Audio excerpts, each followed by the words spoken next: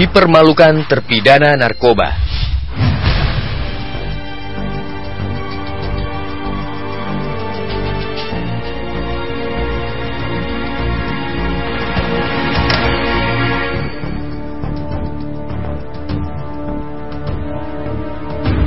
Indonesia kembali dipermalukan oleh bobroknya sistem penjara yang korup dan tak berhati nurani. Negara ini lagi-lagi harus takluk oleh amburadulnya sistem penegakan hukum yang hanya garang ketika berhadapan dengan rakyat kecil, tetapi lunglai di hadapan mereka yang berduit. Sesungguhnya sangat tidak bisa diterima akal sehat ketika seorang pelaku kejahatan luar biasa yang sudah divonis mati oleh pengadilan masih bisa mendapatkan sejumlah fasilitas istimewa di dalam penjara. Ia masih dapat berpesta sabu, berkencan dengan sejumlah perempuan, bahkan mengendalikan bisnis narkobanya dari dalam penjara. Di sebuah negara yang normal, hal seperti itu hampir pasti tidak mungkin terjadi. Namun ironisnya, di Indonesia, kejadian seperti itu justru merupakan hal yang lumrah.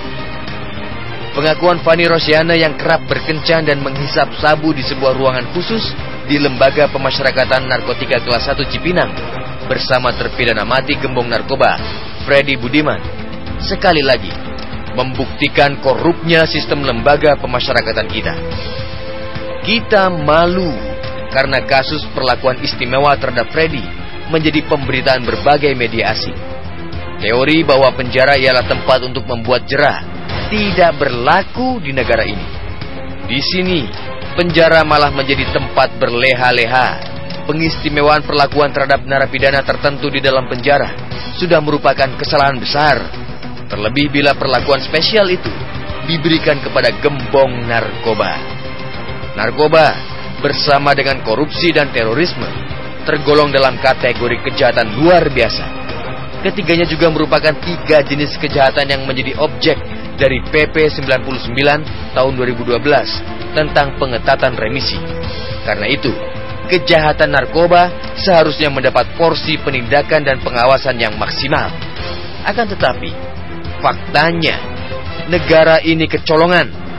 Pemberian grasi kepada terpidana mati Francisca Franola alias Ola beberapa waktu lalu menjadi contoh tamparan paling telak yang pernah diterima pemerintah dalam hal penanganan kasus narkoba. Dan berupa pengurangan hukuman menjadi hukuman seumur hidup itu justru dimanfaatkan Ola untuk kembali menjalankan bisnis sindikat narkobanya. Kini, ketika publik mulai lupa dengan kasus Ola, pemerintah lagi-lagi kecolongan. Kasus perlakuan istimewa terhadap Freddy Budiman di dalam sel kembali melukai hati rakyat yang selama ini sangat geram dengan para gembong dan banda narkoba. Karena itu, kita mendesak pemerintah lebih serius menangani kasus kejahatan narkoba. Pemerintah tak boleh sekedar bertindak reaktif ketika kejadian sudah lewat, misalnya dengan mencopot kepala LP Cipinang. Penindakan maksimal mestinya diiringi dengan sistem pengawasan dan pemenjaraan yang juga maksimal.